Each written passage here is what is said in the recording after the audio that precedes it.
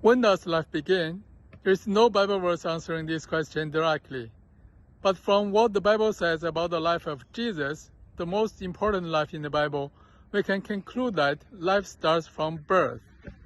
According to Matthew chapter 2, it was after Jesus was born in Bethlehem that 3 wise men from the east saw his star rising and came to worship him. They worshipped him and offered him gifts, gold, frankincense, and myrrh. Jesus' star rose when he was born, not when he was conceived. So, according to the Bible, Jesus' life began at his birth. Also, as a tradition, we celebrate Christmas on Jesus' birthday, not on his conception day. Some people say Psalm 139 verse 13 indicates that life starts from conception. I don't agree. This verse says, "You knit me together in my mother's womb." It doesn't mention conception, and it says nothing about conception. In fact, it takes 3 to 5 days for a fertilized egg to reach the uterus. Whatever happens in the womb, it happens 3 to 5 days after conception. Also, the phrase "knit me together" means the forming of a life is a process, and this process finishes at birth, and life starts from there. Some people say Jeremiah chapter 1 verse 5 indicates that life starts from conception. No, it doesn't. This verse says, "Before I formed you in the womb, I knew you. Before you were born, I set you apart. I appointed you as a prophet to the nations." Firstly, this verse doesn't mention the time point of conception, but it does say, "Before you were born." It emphasizes the time point of birth by mentioning it directly.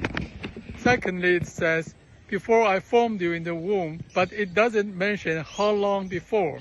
As God is omnipotent and omniscient, it knows which egg in which woman and which sperm in which man would make Jeremiah. The claim that life starts at conception has no foundation here. Thirdly, the forming from a fertilized egg to a blastocyst to embryo to a fetus to a baby is a process. This process finishes at birth. Jeremiah chapter 1 verse 5 is only to say for what purpose God created Jeremiah. It is not telling when life begins. Some people say Luke chapter 1 verse 44 indicates that life starts at conception. This claim is not true. This verse states that Elizabeth, John the Baptist's mother, told Jesus' mother Mary that when she heard Mary's greeting, the fetus in her womb leapt for joy. The episode happened in the 6th month of Elizabeth's pregnancy, when the fetus could make movements, and several days after Jesus' conception. The time points of both John's and Jesus' conceptions are not mentioned here. Moreover, it is only a description by the author of the book Luke of hearsay of Elizabeth's imagination. The fetus of John the Baptist could not tell his mother what he was thinking. That for joy could only be what Elizabeth imagined. This conclusion is supported by the same book. In Luke chapter 7 verse 19, John the Baptist sent 2 disciples to ask Jesus, "Are you the one who is to come, or should we expect someone else?"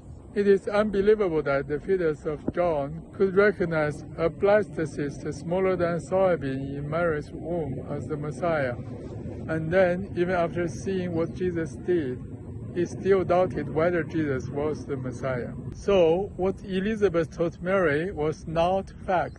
According to the first 2 chapters of book Luke, both John the Baptist and Jesus got their names on the 8th day after their birth. Neither of them got their name some days after conception. So, the claim that personhood begins from conception is baseless. Also, Luke chapter 10 verse 27, "You shall love your Lord with all your heart and all your mind." A fertilized egg or a blastocyst with only dozens of cells just implanted into the womb does not have a heart or a brain to love God with. This means a fertilized egg or blastocyst is not a person yet, and the claim that personhood begins from conception is false. To those who advocate that life starts at conception, I'm waiting to see you guys celebrate Christmas in March. Celebrate your conception day instead of your birthday. Replace birthdays with conception days on the tombstones of your family members and make a diary of your sex life to mark the possible start of new lives. The concept of Christmas is to celebrate Jesus' birthday. If his birthday was in late December, his conception day was probably in March. My birthday was in January, and my conception day must have been in the previous year. If you do not practice what you say you believe in, it is not possible to others. Before you guys do all these 4 things, I will not take your opinion seriously or change my mind on this issue. Allow me to be conservative and observative.